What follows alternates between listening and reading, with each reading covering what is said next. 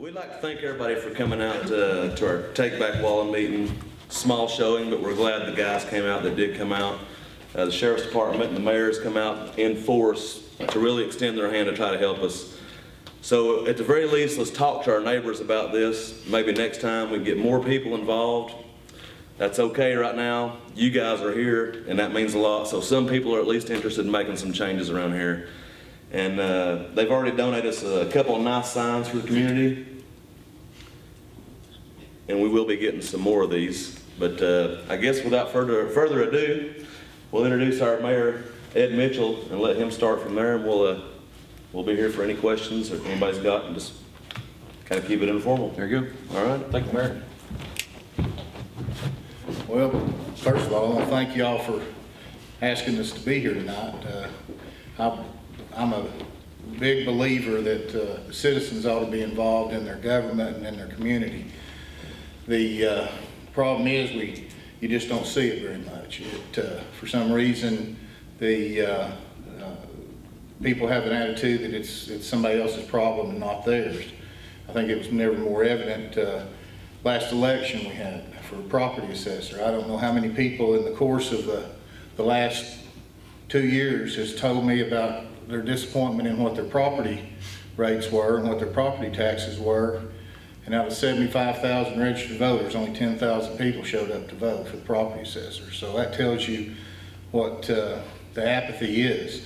And it's not just in Blount County. I think it's nationwide. I hope maybe y'all are the infectious virus that maybe gets in everybody and maybe gets them a little bit more involved and gets them more concerned about what's going on in their community. Because if people aren't involved in what's going on in their community and have a hand in it, the community will get away from them before they ever realize what's going on or what's happened. And once it's gone, you never get it back. And I'm very happy that you all have started this group. I hope it grows. I hope the next time you ask me out here, I hope we're going to stand in room only in the back, because I think that's the kind of involvement that the citizens ought to have in the day-to-day operations and the overall operations of their government. But thank you again for allowing me to be here. If you have any questions for me, I'll be here. I'm going to stay through the whole presentation, but if there's anything that you'd like to ask me after this meeting, I'd be more than happy to answer it. And I appreciate you all being here, and I appreciate your involvement. I really do. Thank you. Good evening. My name is Jimmy Long, and I'm the Assistant Chief at the Sheriff's Office over operations, which is patrol, detectives, most people that you see in the community. And I want to start off by saying thank you for having us tonight. We appreciate this. We don't get to do this enough, and it's a big deal to get out in the community, and we love to form partnerships. That's the way we get things done. Let me start off before I get into what I wanted to say and introduce who we brought with us tonight, okay? Here in the uniform is Captain Jeff Clark. He's our patrol deputies. This is Detective Doug Davis, works a lot of our property and people crimes in the communities. This is Jared Millsaps right behind me here. Sorry, Jared. He's our community services guy, does the tips off stuff, helps coordinate meetings, get those signs for communities that request them, and he's out front in the community. This is Captain Ron Talbot. He runs the 5th Judicial Drug Task Force. And of course the mayor, and then we got Marion O'Brien back there. Wave, Marion. She's our public information officer. I don't know how she got out of getting up here, but she's good at that. But I want to say on behalf of Sheriff Braun, he had 2 or 3 different events going on tonight and spreading himself thin, and I volunteered to be here for him. So it's not that he didn't want to be here, it's just that he had 3 things going, and I'm an old Walland boy, so I said, let me help you with that, Sheriff. So I hope you don't mind. Thank you. But I'm happy to be here. And so he wanted me to send his greetings as well and explain why he wasn't here. Summertime brings on a lot of different things for us in Blount County. And as you all know, if you were born and raised here like I was, or am, I have been, it's not the same as it was 30 years ago. I was a bag boy in this building back when it was an IGA. So that tells you how things have changed. But we're not the small community where our grandparents could leave their doors unlocked like they used to when I was a kid. So unfortunately, we're growing and we're getting bigger, and we've got McDonald's and Burger Kings and all those good things that come with growth, but there's a lot of negative things that come with it as well. A lot of transients in the community, great with Pellissippi because it builds industry and commerce, but it also brings in transient folks that come through and don't live here, have nothing invested in the community, and tend to take more than they give. And a lot of it's from our backyards and our buildings and our garages and our cars and everything else that they can find laying around. So it's a challenge for us. And the Sheriff's Office and I say this, and like I said, you'll have an opportunity to ask us questions or challenge whatever later on, but we're part of the community too. We do our best to try to meet the needs of the community. We only have limited resources, just like any public service organization does. And we spread ourselves thin sometimes. But we rely on partnerships with communities like you all. And we love it when we get called and said, hey, can you come to a meeting tonight? Because your eyes and ears. We can't have a policeman on every corner like we'd like to. So what we rely on is citizens calling and saying, hey, we need you for this. We've got this going on. Can you help us with speeders? We've got a drug problem here. Those are the kinds of things we rely on. So I wanted to talk real briefly. Summertime is a bad time for our burglaries, for our thefts, for our vandalisms. And kids are out of school. It's hot. Things kind of get out of hand in different ways. So we get really busy in the summertime. But some things that we like to mention to homeowners and people in their neighborhoods, one of the best things that you can have is a nosy neighbor. And every time I say that phrase, I think of my grandmother, because we lived out Hubbard. She knew everything going on in the neighborhood, and if she didn't, one of her little buddies did, and they talked about it at night on the telephone. So every time I make that statement to somebody, I think of my grandma.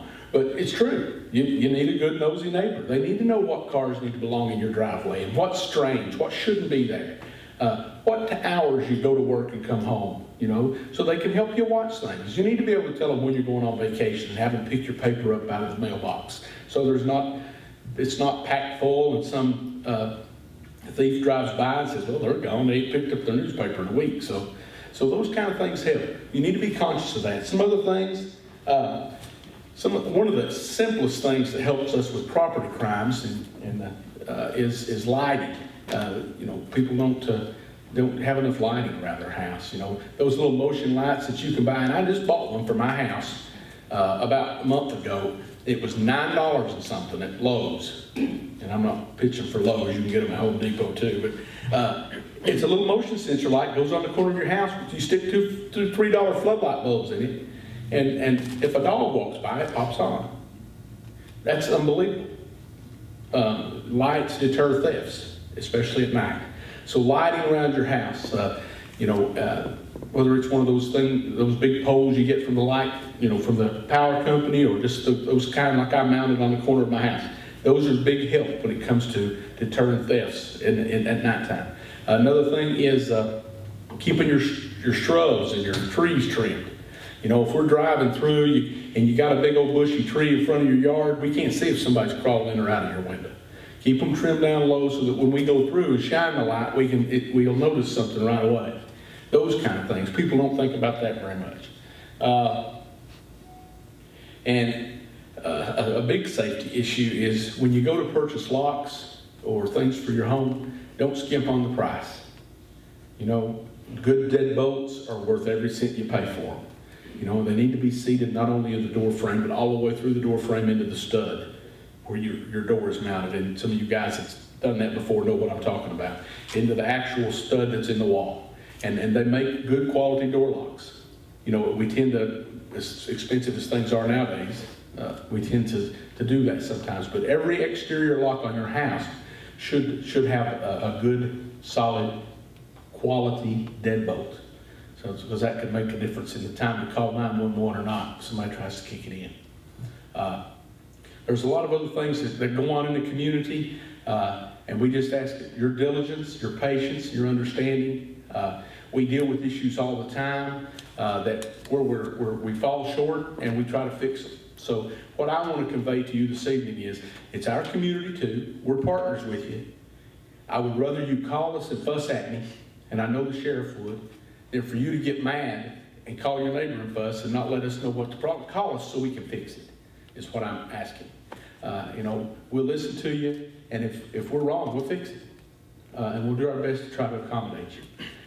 Because we do care, we want you all to feel safe. We want to maintain the quality of life here in Blount County that we're all accustomed to, so that you can sit out under your shade tree in the afternoons when it's 105 degrees and enjoy a little peace and quiet without somebody carrying everything you own off.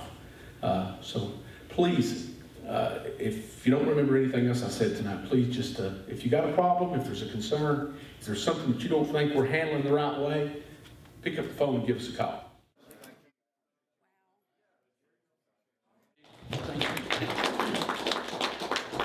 Just real quick, a few things about the Tips Off program. It's easy to use. It's very user-friendly. You can go to the website at tipsoff.com, and there's some flyers in the back. You can sign up, and the good thing about it is you can sign up for a community. We broke up the county into many different communities, such as Chilhowie View, Oakview, different parts of the community. So you can sign up for an individual part of that, and to be able to, if there's something event that goes on there, then they can send it out to those folks in that area. Hey, be on the lookout for, or if you see this going on, call this number, and those type of events. Or you can also check the box to where if something happens in the county, if there's traffic's going to be blocked on Alcoa Highway for the next 6 hours, then it'd be something useful to send out kind of to everybody to know what's going on. And you can do that either through text messaging or through email. So if you do have a limited text messaging plan, you can do it to the email to where it doesn't charge you additional charges for that. Also, this is a joint effort. This is not just Blount County Sheriff's Office. This is a collaborative effort that the Community Health Initiative at Blount Memorial has bought and paid for this program, and the material that you see today for it. But it's a community effort. The Drug Task Force, the Maryville Police Department, Alcoa Police Department, we all utilize it. So it's not something that's just for us. The other good thing about this program is you can send in messages to us. It's two-way. If there's something in your area you want to report, you can do it through your cell phone or through the email, and it will alert us to what's going on, and then we can respond accordingly to what the tip may be. So it's a very useful tool. It's two ways. So I just wanted to mention those couple of things. If you're interested in signing up, we're really trying to get it off the ground. We released it probably about 6 months ago, and we're really trying to get subscribers on there to where we can utilize the system to its capabilities. Just to tell you a little bit about us, the narcotics unit is comprised of 11 people. Out of those 11 people, we have one person that's assigned full-time to the Drug Enforcement Administration in Knoxville. And his primary role is to assist in federal investigations, and when we work cases on a state level and they reach a certain, they get to a certain point to where they're too expensive for us to work, or we need more resources, then we refer them to him, and it makes a really good bridge for them to take it and help make the case bigger and reach more areas and get rid of the bigger problems. We've got 2 people that work in the office, and then there's 8 others that just focus on working state level drug crimes in Blount County. Drug crimes be anywhere from dealing with drugs from marijuana, cocaine, crack cocaine, methamphetamine, which you've been reading a lot about over probably the last 6 months, and prescription pills. And to be honest with you, you'll hear more about methamphetamine because there's more focus and more interest in wow, how do they make that, and look what it does to your body. But really the biggest problem in Blount County is prescription drug abuse. I mean, by far, hands down, no doubt about it. Everywhere we go, there's somebody that's getting prescriptions from a pain clinic or from a doctor, and then it moves on up and escalates to multiple doctors and multiple pain clinics, and go on to 3 different states. We know that people have left our county and traveled as far as Maine to go to different pain clinics. Primarily, they'll go to Florida, Georgia, and visiting as many as 37 different doctors in a month. So it becomes a full-time job to these people, and a lot of it is attributed to their addiction, but the other part of it is obviously it's very profitable for them. What makes it hard for us, if you know somebody that's dealing pills, and then you know somebody that's dealing cocaine, we're alerted to their presence, and we follow them, we try to make a case on them, we stop them. Then if we stop the person with cocaine or marijuana or heroin or that type of thing, then it's an automatic charge. They're automatically illegally in possession of that substance, and it makes it very easy for us. If they're in possession of those prescription pills, they've got a prescription for them, and it makes it really hard for us to just take them to jail just because they've got the pills with them.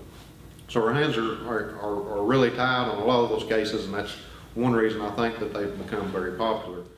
Crocodile spelled with a K. You can Google it. It is another drug that is made similar to methamphetamine. It's made with household chemicals.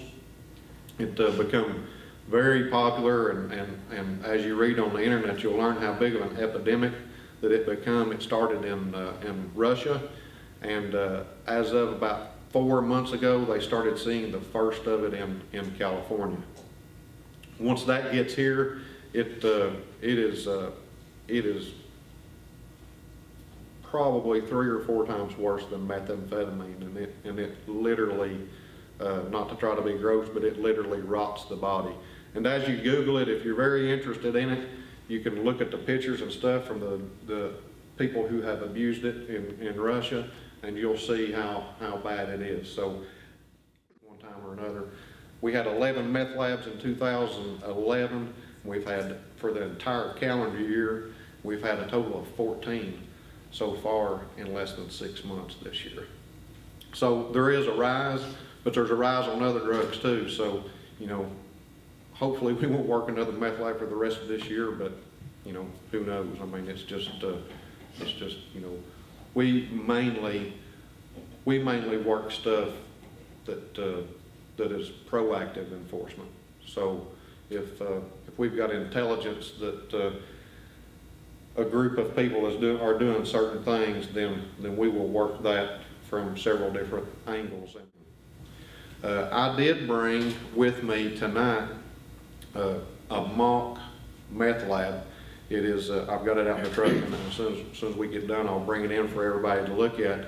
But for those of you that's not ever seen a meth lab, one of our investigators actually made it out of some bottles and stuff to allow you to look at it, to where if you see one roadside or in somebody's backyard or trash or whatever, then you'll know what you're seeing, and you can call. Because sometimes, some bottles and stuff are very deceiving. They don't look like what they used to because they've changed the way that they cook. But what they're doing today is they're doing the one pot, which looks similar to this, and they're shaking it up as they go down the road. And once they get done cooking it, they're not going to take a chance on getting stopped by law enforcement and getting caught with this bottle. Because if they get caught with this bottle, that's a felony, and they're 8 to 12 years in jail. So what they're going to do is they're just going to throw it out the window so they don't get caught with it. They don't have anything invested in it other than some shoplifted lithium batteries and a shoplifted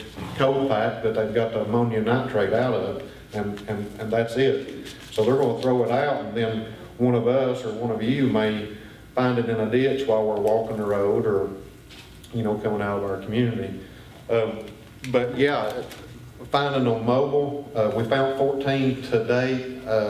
I think, like I say, I know of 2 or 3 that were mobile. I know that 2 that we found that were just already abandoned, in a neighborhood. I don't know if they were threw out of a car or somebody was walking to a dumpster and just, it fell out of the bag or whatever. But some of them have been in homes. Well, what they'll do is the thing with meth, if it's not all the precursors, if it's not something that you've already got, It's all stuff that's readily available. So it may be stuff that's in your home. It may be stuff that is in your kid's backpack that they use for sports. It may be an empty bottle that you find on the side of the road, or that you've got laying on a floorboard where you just drunk a soda. The only thing that is traceable, if you will, that you have to have if you're going to cook methamphetamine is pseudoephedrine, which is now behind the counter and it's controlled where you have to sign for it. And then it's also limited as far as how much you can buy per month. So once you get your hands on that one item, everything else is just wherever you can find it. It's easier, it's simpler, it's faster, and that just makes it that much more attractive for the cooks, because they can take one box of Sudafed, which is about 2.4 grams, and they can get 80 to 90% yield. So basically they can spend $17 at the pharmacy, buy a box of Sudafed, and shoplift everything else, and within 20 minutes they'll have 2 grams of meth, which equates to about $200 worth of product.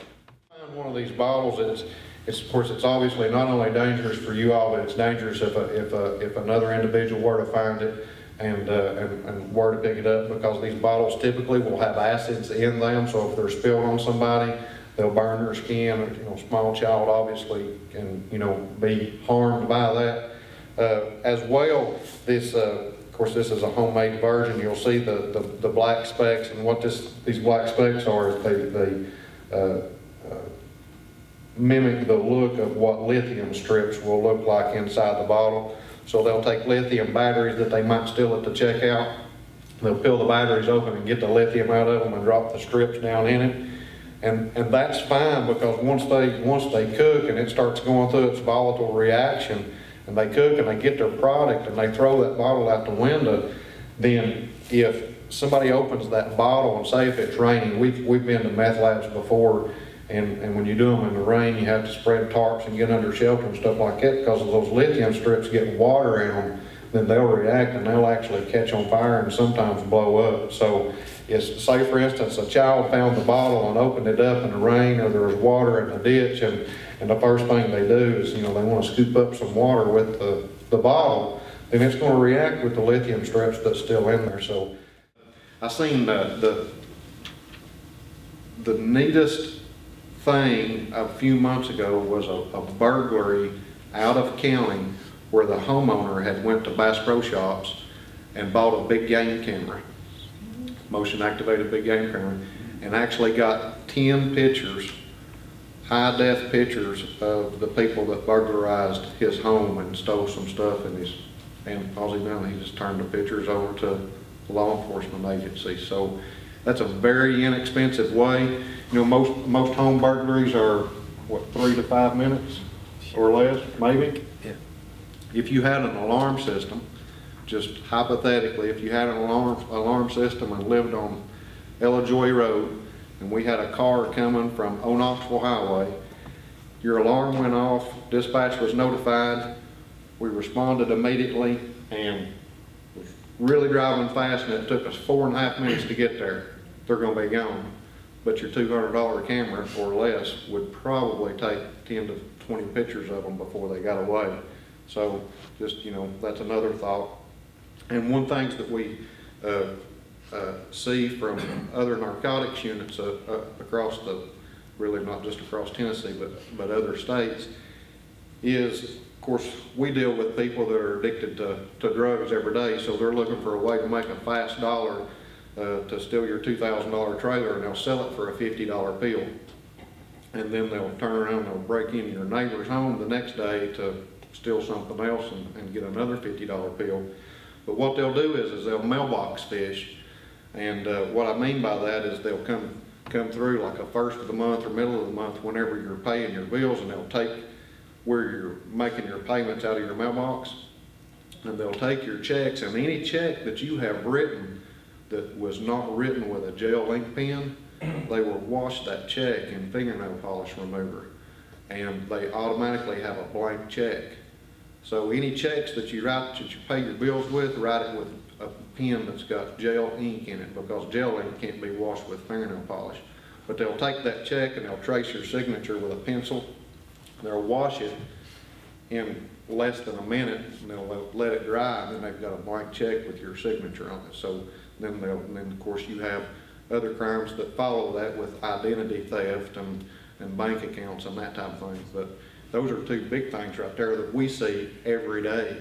And that crime goes to the extent of them going to the post office with a glue trap that they catch mice with and put fishing line on it, and they'll stick it in the mailbox, and they will literally fish that mailbox empty and get everybody's mail out of it, and they'll go to a hotel and they'll wash checks all night long.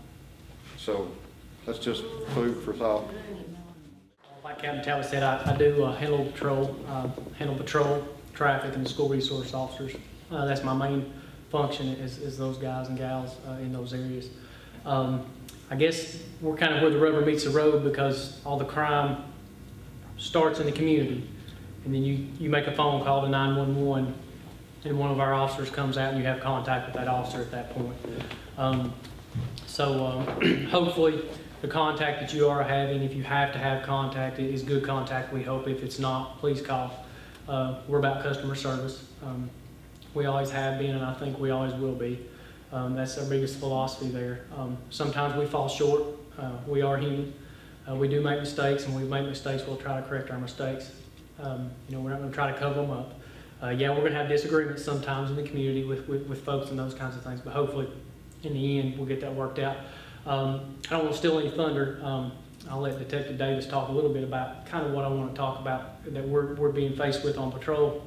Is scrap metal is a big issue. That's been a big problem out in the community, is theft of trailers, lawnmowers, tillers, and correct me if I'm wrong, it used to be your lawnmowers and tillers were being sold to be used. Now they're being sold to scrap metal people. You may take a perfectly good lawnmower and they're going to take it to the scrap dealership to get money out of it because it's quick and they can get it done that way, versus trying to take it to a flea market. I know years ago we had a situation where lawnmowers were being stolen and taken to a flea market in northern Georgia.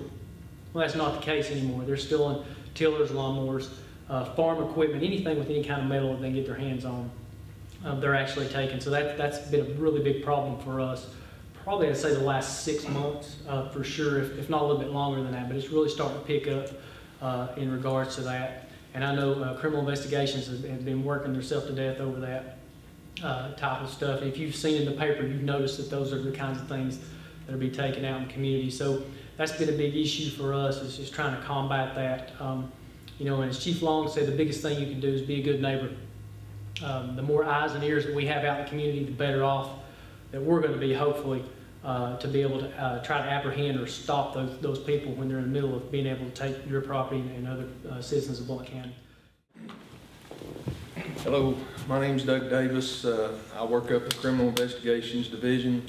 If there's one thing that I could encourage each and every one of you to do when you go home tonight or the next spare time that you have, is to take a moment and write down serial numbers.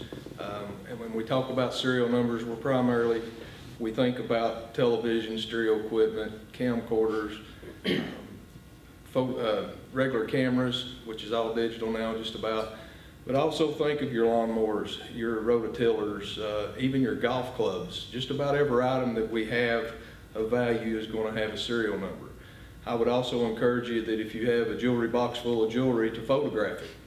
It makes it a lot easier on us when something bad does happen to your residence and it gets stolen. You may describe a piece of jewelry one way. I'm not a female, so I'm not real up to date with the terms that are used in the jewelry business. But if I've got a photograph to look at and or to take to a jewelry store to show them, it makes my job a lot easier trying to find your piece of property. We run into a lot of problems in court, and our victims don't understand.